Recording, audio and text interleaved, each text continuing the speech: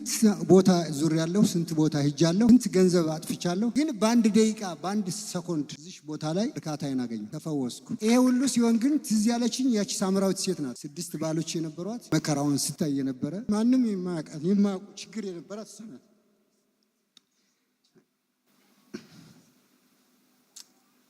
ጌታ ኢየሱስ ግን ድንገት ደረሰ፣ ድንገት መጣ። ሃሌሉያ። 15 መርፌ ወደ 20 ምናምን ከኒና ወስጄ ምንም አልተሻለኝም።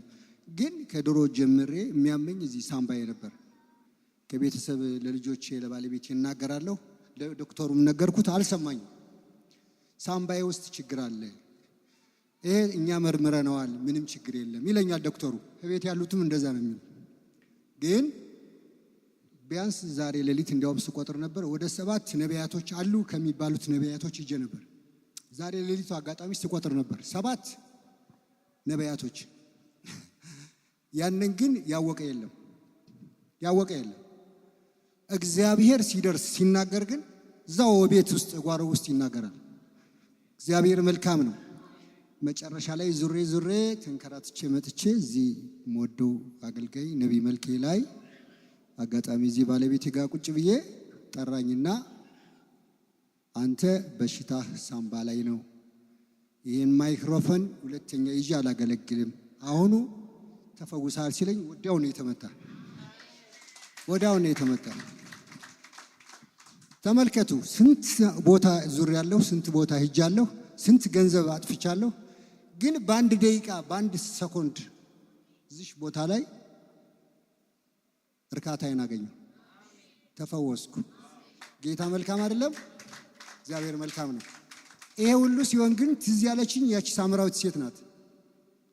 6 ባሎች የነበሯት መከራውን ስታይ የነበረ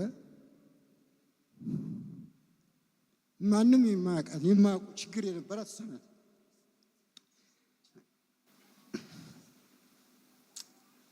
ጌታ ኢየሱስ ግን ድንገት ደረሰ፣ ድንገት መጣ።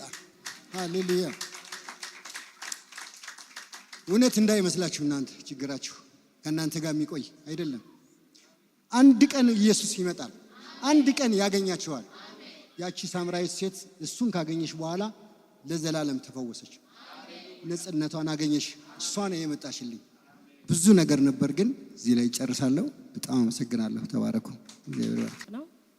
እኔ 7 ወር ነፍሰ ጡር ነኝ እና በተከታታይ ደም ማነስ ነበረብኝ ከዚህ በፊት እና ዶክተሮች ጋር ሲሄድ ተመላልሼ እከታተል ነበረ።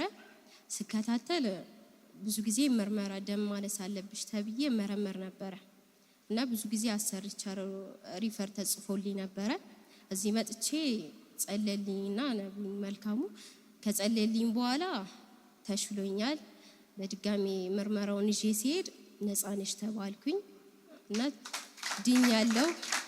እግዚአብሔር ስሙ ይባረክ። ለኔ የሆነልኝ ይሄ ነው። እዚህ ጋር ሁሌ ይሁድ በዘይት ይጸልያልና ከዛም በኋላ እጄ ለስ ያደርግልኝ። ከዛ አይኔን ያመኝ ነበረ። ከዛ እዚህ አይኔ አካባቢ እንደዚህ ያጥና እዚህ ከዛ በኋላ እብጠቱ ከዛ በኋላ ያብጥና አይጠፋም። ውስጡም ደግሞ እንደዚህ ይቃላል በጣም ማለት ነው። ከዛ በኋላ የእግዚአብሔር ሰው ሲጸልይ ከዛ በኋላ ጸልዮ እጄ ላይ ሲያደርግ ከዛ በኋላ እዚህ ጋር ቀባውኝ። ከዛ በኋላ እብጠቱ በቃ የለም እስካሁን ድረስ ማለት ነው። እግዚአብሔርን አመሰግናለሁ።